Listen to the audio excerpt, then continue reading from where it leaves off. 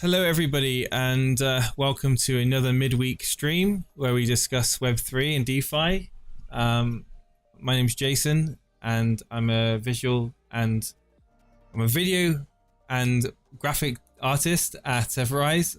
Sometimes I forget my title, and today I'm going to be talking about doing your own research. We talk quite a lot at EverRise, and certainly the community talks a lot about doing your own research when it comes to cryptocurrency and looking at projects and navigating through DeFi and Web3.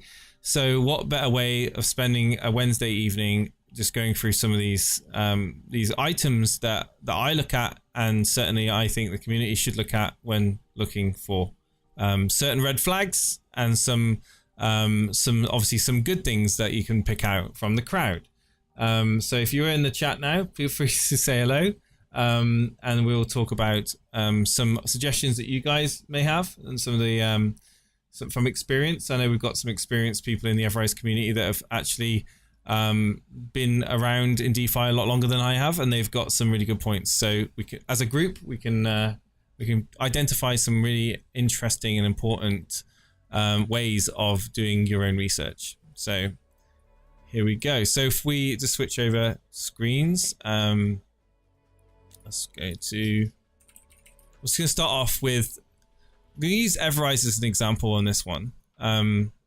So firstly, when it comes to looking into a project, I tend to go for the website. And normally a website can give you lots of information about a project. If it's early on, it may not all be there, but certainly you can glean information from a white paper, from the About Us page, and certainly if they've got any items on the roadmap or any DApps available, you can go through those as well. So really, token supply as well, you might need to quickly either go through into the white paper to find that, or look at alternative websites like CoinMarketCap or CoinGecko. But really, the things that you should be looking at are the token supply. You know, is it fixed? Is it not? Is it inflationary?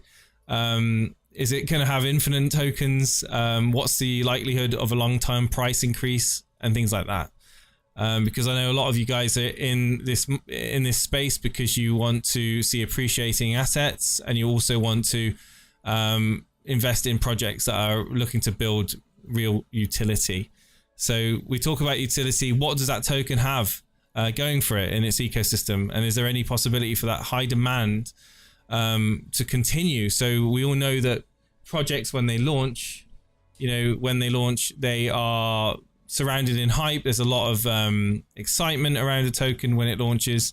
Is that going to be sustainable? Is that going to last past the first month or so after that launch? I'm going to turn the music up a little bit, so I've got some music playing in the background.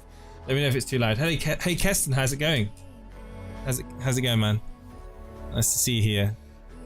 And if you're watching it back on the replay, feel free to comment about some of the steps that you take to do your research in projects. So if we go to, we use the EverRise website as an example because I think that we've got everything laid out quite clearly for people to use. So we talk about the white paper. You know, most of the time you can find the white paper towards the bottom of a website.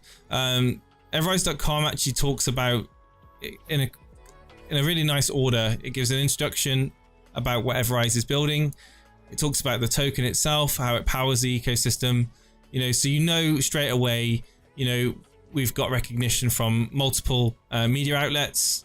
We've also got lots of information about the ecosystem, the token, and also the DApps that we're building. You can find out which ones are live. You can actually explore the ones that are live and find out for yourself how well they work. But you can also see ones that are in future development also, just by looking at the front page of the website. As you scroll further down, you've got, core values. With EverRise, you got the DeFi. With EverRise here as a title, making it easier for individuals to safely participate in DeFi and empowering developers with the tools they need to secure their projects. So straight away, for me, this is telling me as a potential investor that the focus on this project, EverRise, is two-pronged. It's focused on building utilities and providing a token for everyday people, consumers, but also it's looking to provide tools and services for other projects that are building as well, which is very interesting. It's always great when you've got that. You've got a two-pronged approach, B2B, B2C, product models, and you can also go down. You can see that you've got some frequently asked questions here. These are good, it's a nice good addition here. Not all projects have these, especially straight off the bat. Articles and updates. Look to see how recent the articles are. So when a project launches, it may start off with some blogs, but do they keep up with their announcements on their website? Are they continuing to make use of their blog section? It's all important to keep your community updated, and it's a good sign, especially to see how active that project is in terms of how much work they're doing to keep a lot of their information up to date. And then we go down, you can see we've got the newsletter here, but also we'll go into the white paper, because we talk about the white paper as being one of the first places you should look when it comes to doing your research into a DeFi project or any crypto project in general. Hey Carl, how's it going? Yes, absolutely. Vrat. Oh, you're asking if EverRise has got any token burn? Yes, we have got a token burn mechanism. We've got two at the moment. We've got one that involves transactions taking place on dexes outside of EverSwap. So transactions that are taking place on PancakeSwap, Uniswap, Trader Joe, etc. They essentially contribute to the burn. And also we've got NFT bridging, so NFTs that are being bridged. There is a fee with bridging those NFTs, and that also contributes to the token burn. Also, if you go to BSC scan, you can see that we have a burn wallet or dead address. I think it was 18th largest holder at last time I looked, it was like the 18th largest Rise holder. It's going to grow and grow. It's growing quite well. But it's not something that we're focusing on. It's not something that we're hyping up. It's a gradual steady burn, but it has actually been increasing quite quickly. So thank you for asking that question. Hey Blame, how's it going? When NFT? Yeah, absolutely. That is the question. So the EverRise white paper, you can see that we go through in detail everything about the project. We talk about our goals, our visions, our business model, so to speak. We've got a table of contents. This straight away, if you're looking at a white paper like this, it's very well structured. There's lots of information. There are people that don't like to consume massive amounts of information, but if you're going to be looking at the white paper, you should be looking at things like, how are the tokenomics structured and things like that, and the token supply, things like the sorry, I got a message here. How is it broken down? How is that supply broken down, and other things like that. So you can see here that we talk about here the actual tokenomics, 6%, 4% for liquidity reserve, which is the auto buyback and stake protocol, and 2% for the project sustainability, enhancements, operations, and marketing costs. It also goes on to talk about features within the actual ecosystem as well for people to make use of, the time locks, the bound permit approvals. This is more advanced, talking about features that are optional for a lot of people, but however they are very useful to use. Thank you, Carl. So yeah, as we go on, team members are very important. So we talk about the white paper, going through the white paper with a fine-tooth comb, spending time. There's no rush, absolutely no rush at all to get straight in onto a project. Let me just close that down. So on EverRise, you can go to the About Us section. You can find out about the team behind the project. Now, a lot of teams will be not doxed, or they will be partially doxed, and that's normal. Don't think necessarily that is a red flag straight off the bat. It isn't uncommon to see teams dox themselves at a period of time after the token is launched, but certainly it's something which you should be looking at to see who are the people behind the project, and most importantly, what experience have they got? Have they built anything prior to that project? Have they got the skills necessary to fulfill the items on the roadmap?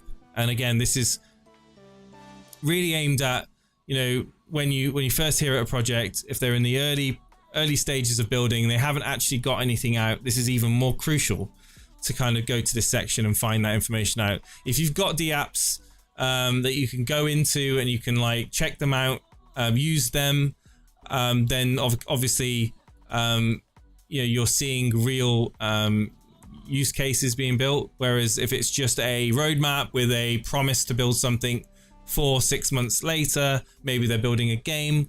There's a lot of gaming projects that have still yet to actually build out a game. They may have a demo, but they may not have anything more than that. So it's important that you go into LinkedIn profiles, find out who these people are. Have they worked on video games before?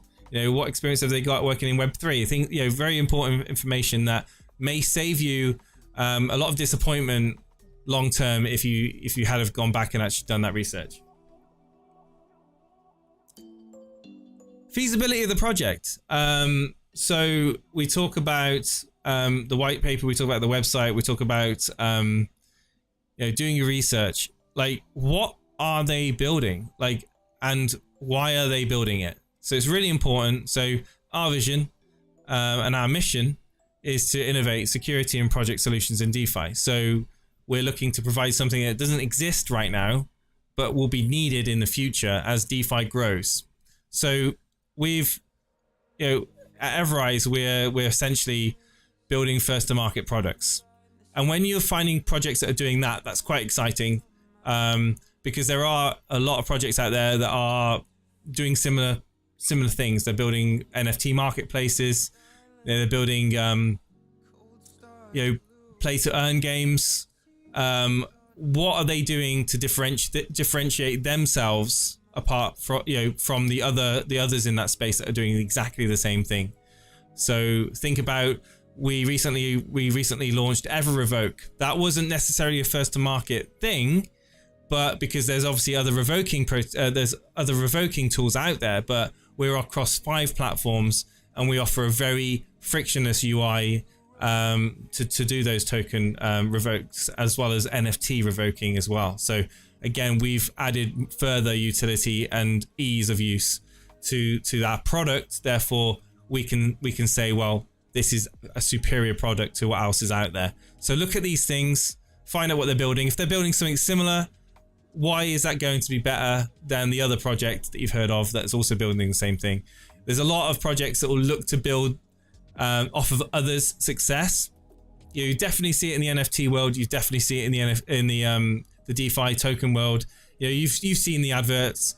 Have you missed SafeMoon? Have you missed EverRise?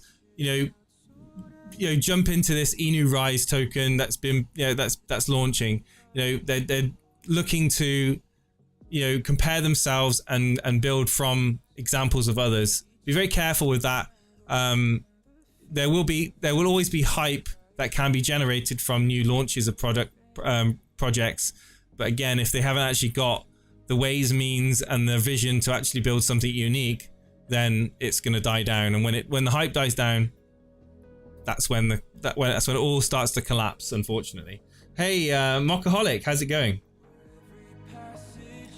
So yeah, we're talking about DYOR, and the reason I'm talking about it tonight is for those of you just joining now.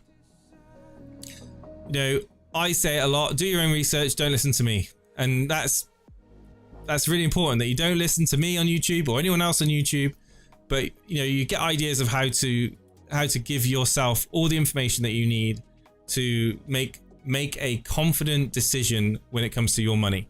That's what it all comes down to. You've worked hard for your money, and you don't want to. I mean, some people don't mind throwing it into a gamble, but for those of you that have got money aside, and are looking to actually invest responsibly and safely, these are some of the things that you should be looking out for when it comes to screening projects. So project use case. We talked about, you know, a lot of projects just aren't going to make it. A lot of projects just are not going to make it. They launch, they pump, they dump. That's the end of it, you know. And if we can try and prevent that and get more informed and educated, you know, members of the DeFi community going out there and asking the tough questions, so we're not lining the pockets of whales that get in early or part of the team members on that project. You know, team members and whales shouldn't be the ones extracting money from DeFi. It should be an equal opportunities for all, where we've got people that are actually building for a better future, and essentially a community that's well informed and are able to ask and to basically take project developers you know, into an AMA and account for their actions, you know. And that's why it's very important that we've got Twitter Spaces talking about such subjects and video content. Airdrops also is something which you need to watch out for. If you hear about a project and it's currently transitioning from V1 to V2, there's a lot of reasons why they might need to do that. Legitimate reasons. But airdrops, things can go wrong. We've seen it very recently with some high profile tokens. They've done it wrong. They've not airdropped everybody. There's been issues with the amounts, and all that leads to is you know, upset within the community, and also it leads to lack of confidence and trust. And as soon as you lose confidence and trust, it's very hard to get that back again. So EverMigrate. This is the reason why we have EverMigrate. It's a decentralized way for people to migrate from V1 to V2. So if you hear about a project that's doing a migration, ask them, have you considered using EverMigrate? And if they say no, ask them why not. Simply put, airdrops, mixed bag. There's people that are very much against airdrops. There's people that have been through some good airdrops, but you know, for me, that in itself is a good reason to ask more questions. Find out why they're doing these airdrops. What are they doing to their smart contract that needs to have an upgrade from V1 to V2 or V2 to V3? And again, it comes down to the transparency between the project and the community.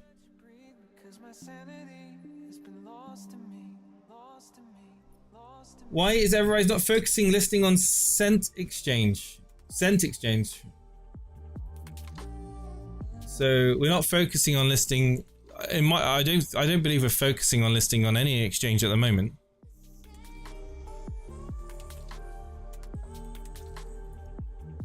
Unless it was a free listing, of course. If an exchange comes to us and say we'll list you for free, that's fine, but we're not focusing on paying listing fees right now. Yeah, Carl says it's a terrible time to list on exchanges. Yeah. Yep, it is a terrible time to list on exchanges. Why not have a function that equalizes price across all chains? Seems someone sets up bots there just draining liquidity. So we've got blank. We've got currently Titan is using the V1 LP to purchase Rise tokens, and we're obviously going to be getting those tokens at the best possible price. And I think that in itself will start to balance the 5 chains, and the 5 chains are quite balanced at the moment. And therefore we've reopened the bridges. So we're happy with the balance across the 5 chains as it stands at the moment. And for those of you that are actually interested, our liquidity right now has never been more healthier. If you're good at crunching numbers, I went through some spreadsheets and some data the other day, and I was mind blown at how well the Rise token has actually performed. Forget about the USD price, because that's not how I measure it, and that's certainly not how a lot of analysts look at it because we can't do anything about the native coin. We can't do anything about the price of Phantom. We have no control over that. We haven't got anything to do over the price of Avalanche or Polygon. BNB's done well, but Rise has done very, very well, and our liquidity is in a really healthy level at the moment. So I did find out. I asked the question. So what would happen if the native coins went back to their previous all-time highs? Because I'm bullish on crypto, you know. So I asked that question, and he put in the data for the all-time highs. So he basically put like Ethereum back to 4,800 or whatever it was, BNB nearly 600, etc. Went through all of them, and I saw, you know, what would happen to the Rise token, and I was just like, whoa. Okay. So that again, this is if you're able to do that and you're able to crunch numbers, and I know there are people in the Discord that are very, very good at that. You kind of start to paint a picture of how the Rise tokens held up in the current market conditions compared to other tokens, and also to other certainly to other coins, layer 1 coins. So it's, again, information is a really great tool, and if you've got access to that information, it can help ease your mind and give you confidence on a project when you have that information at hand.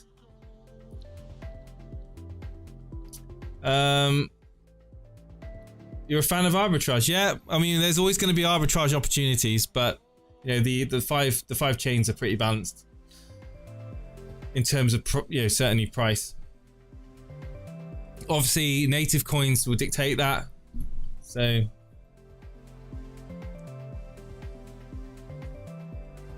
supply crunch, yeah, we love that. We love that word. Yield farming and staking opportunities. So we look at DYOR when you're looking at certainly projects in DeFi right now in this market, the way it is right now. Lots of people are flocking towards yield farming and staking. They want to make passive income. They want to see a steady growth over time. And what better way of accumulating more tokens of that said project in a market that is certainly in a bearish market? So you can pick up more tokens at a better price. Therefore, it's become more and more attractive to a lot of people. I'm not talking about centralized staking or yield farming. I'm talking about pure DeFi, where it's your keys, it's your wallet. But be very, very, very, very careful about projects over promising on APY. There's a saying, let me just be honest with you. If you've got to ask yourself, where is that money coming from? So that APY, it's got to come from somewhere. And how sustainable is that APY going to be? So if it's like 10,000 APY, yes, it's an attractive APY. You get into the project. Guess what? It's not sustainable. That money's got to come from somebody. And, if you don't know where that money is coming from, it's coming from you. You're providing that liquidity. You're providing that. You are the product. If you don't know what the product is, you are the product. And it's really important that you know that in DeFi. So many people have got into projects because they've seen a white paper, they've seen massive APY promises. It's been very good for a few days, maybe a few weeks, but it's all come crashing down. And all of a sudden, yes, you've got a decent amount of tokens coming in, but the tokens aren't worth anything, so it's pointless. So just be very careful when it comes to things like that. So again, do your research when it comes to, again, the tokenomics. Where does this this yield come from? This staking rewards, how are they distributed, and how often, and what provides the liquidity for all that? Governance, DeFi. How decentralized is DeFi? Not very decentralized, unfortunately. However, there's always going to be a need in my opinion, there's always a necessity to have a certain element of centralization when it comes to innovation, when it comes to building. How much centralization do you want to give to that project? So majority of projects, they've got access to smart contract. They can change variables on that smart contract without you knowing, without informing their community. They can change taxes. They can turn off the ability to sell, aka honeypot. They can certainly blacklist addresses that, you know, and this degree of centralization, in my opinion, shouldn't be available at all times for developers. I think that you know, you look at DAOs and how they run. There is obviously pros and cons for DAOs. Things may take a bit more time to update via votes. You could also look at renounced contracts, but renounced contracts, again, a lot of the times they're dead in the water. If they want to, you know, if they want to innovate and provide, you know, nifty new solutions, they can't because they've got no access to their smart contract.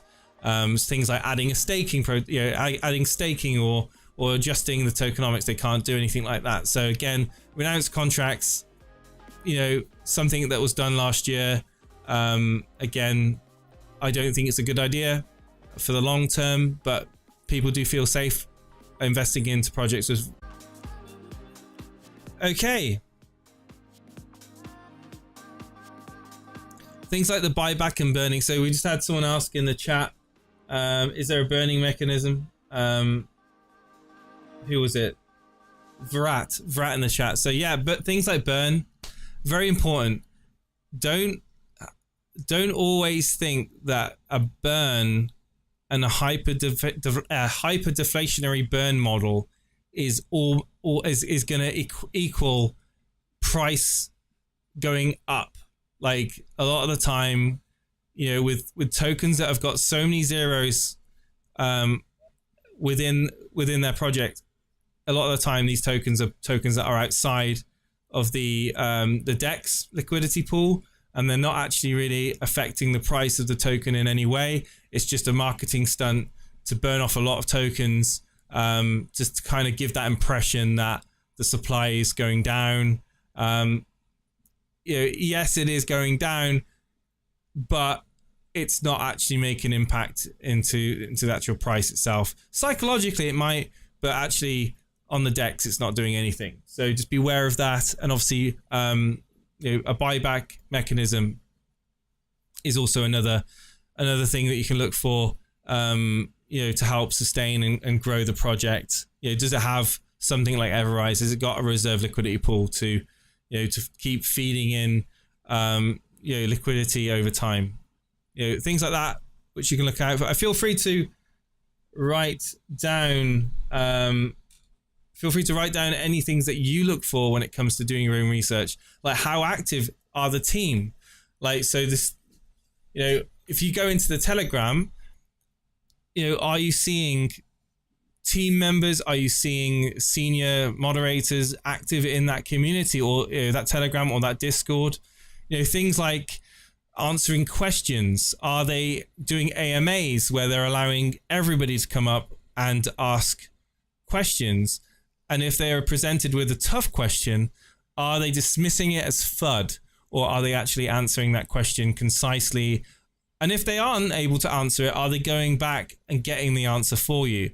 Things like that, again, are positive indicators to whether how serious a project is taking themselves, and also how serious the project is taking their community, because everyone should be allowed to ask the tough questions to get the answers they need to make a decision, an informed decision based on whether they should invest or not. Team activity and what they are talking about. If I can't tell Moon Boys from the team, then it's a hard no for me. Yeah, there'll always be Moon Boys, and I mean the term Moon Boys, it does make me chuckle, because I think everybody, we all like to see green candles, and we certainly all want to see price action, positive price action. Certainly in the bull run, you know, most projects were seeing that, and there was a lot of Moon Boys everywhere. Unfortunately, we have to be realistic. We're in a bear market right now, challenging circumstances. We can't just press buttons, or we can't just go on all the exchanges. There's got to be a calculated approach to what we do.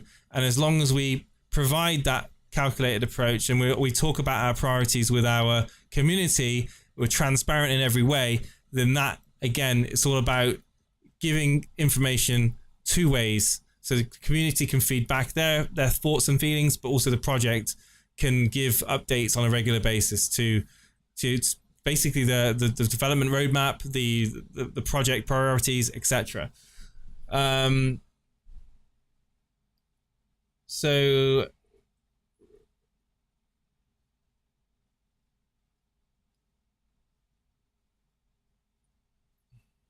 when will EverRise reach outside of DeFi being you have the best products for DeFi users, meaning how is EverRise planning to bring people into DeFi? Yeah, I guess right now, obviously, our priority is to hold as many community AMAs spaces so we can keep the conversation going. When it comes to bringing people into crypto and certainly bringing into DeFi, then it will involve working with partners as well. Like we've got close relations with various partners on all 5 blockchains. The thing is, most people, when they begin their crypto journey, they start off in centralized exchanges. So one of the biggest reasons that we would pursue in the future exchange listings is because we want to raise the profile of EverRise to people on centralized exchanges. So they find out about the project, they research the project, they come into DeFi. The word of mouth will then obviously help spread the growth and adoption of the products. So yeah, that's certainly the way that we're looking at doing it. And that's why exchanges are certainly going to be a key thing for the future of the project. And obviously, when it comes to marketing, the ways and means that we do the marketing, how do we target the demographics? Certainly, what user are we looking to kind of outreach towards with our sort of message and our brand? And again, that will come down to Jen, the various adverts that are run in certain platforms.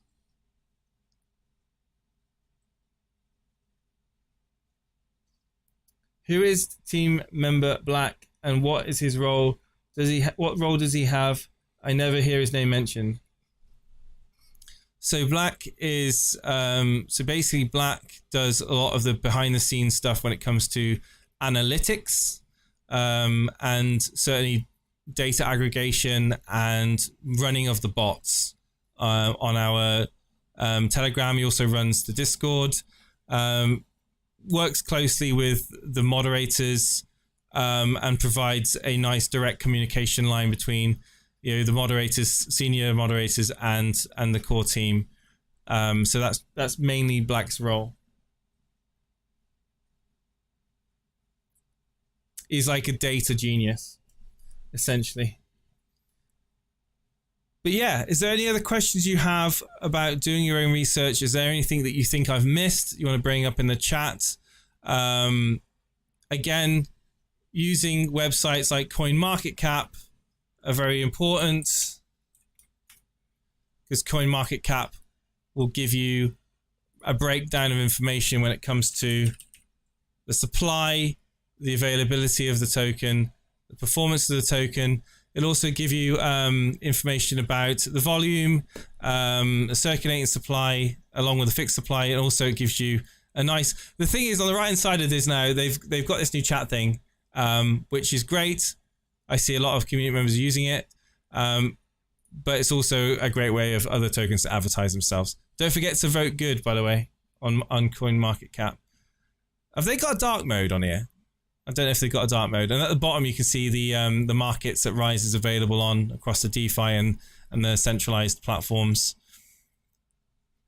There's also DeFi Llama. Now, DeFi Llama is something that, if you're not familiar with, it's also a powerful tool to look at the total value lock. So another great way of discovering projects the confidence behind the project is looking at DeFi Llama. So you can actually use this to actually measure the value locked within the protocol, within the pools. So you can see that we've got,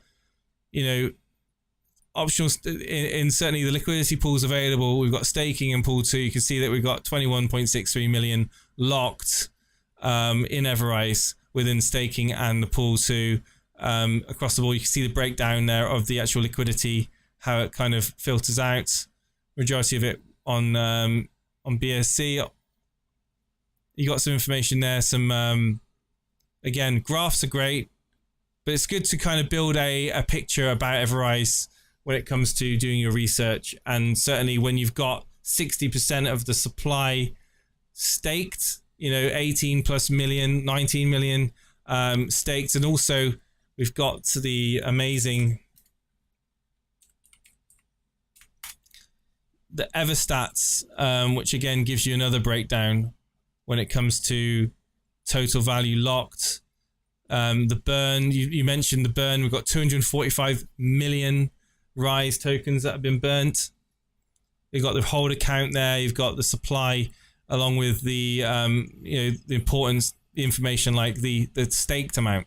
So 18.4 million Rise staked currently. So that's what, 60% of the, just over 60% of the supply. So yes, guys,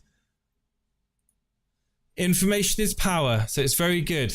Jar Jar says, I jumped on late, but what are the first things you do when you see a project? Yes, CMC has a right, it does have a night mode. Okay. Yes. So we talked about, just a recap,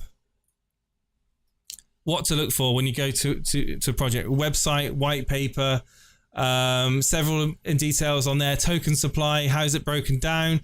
What's the token utility? What's the tokenomics of the token? Where are those tokenomics being sent?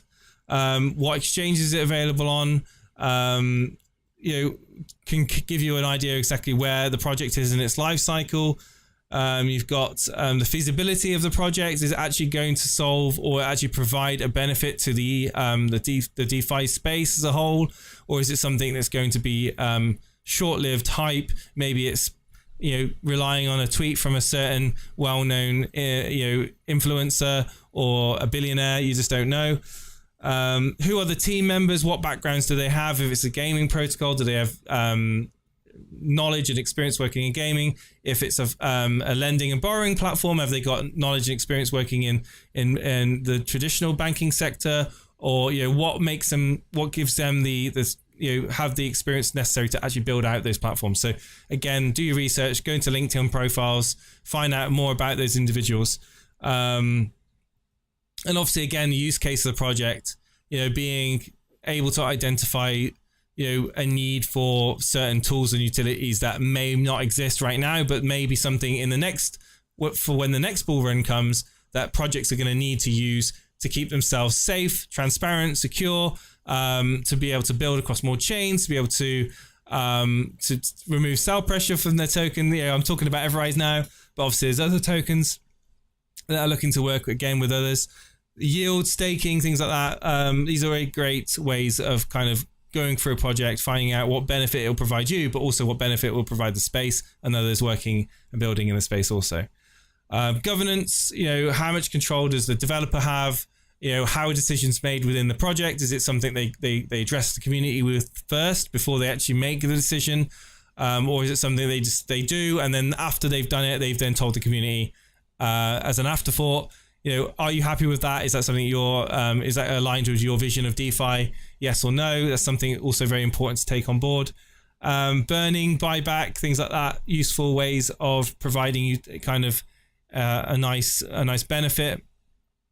Burning tokens, obviously adding that reserve liquidity via a buyback, etc. Reflections, even though I don't like reflections. I think we've covered a lot of it. Can you speak on EverLaunch and what are the requirements for a project to list? There will be most likely a requirement for projects to hold Rise tokens. In terms of fees, there's no publicly available information on that. I don't even know that. However, I can tell you that no project tokens will be taken as a payment to launch a project through EverLaunch. We want to provide every project the ability to launch without having the fear of the launchpad dumping a token allocation on them after the price goes up. We certainly experienced that. We don't want to have others experience that in this space.